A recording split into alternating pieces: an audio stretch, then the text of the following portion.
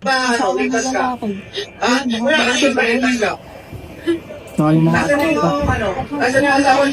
Saglit lang ha? Relax lang. Relax lang ha? Relax lang. Relax lang ko lang. Nandito na yung asawa mo. Ha?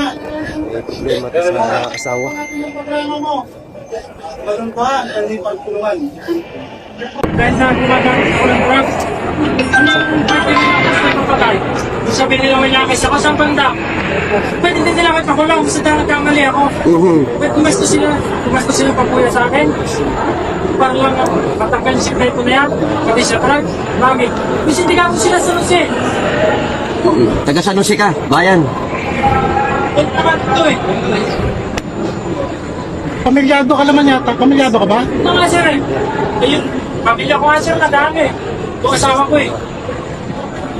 Hindi, parating na. Parating mo yung kung anong gusto mo. Asawa dapat makapunta. Lumabas na sila, lumabas.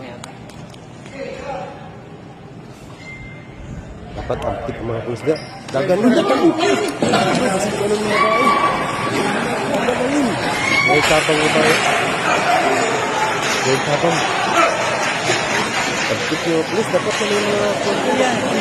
Nahuli na.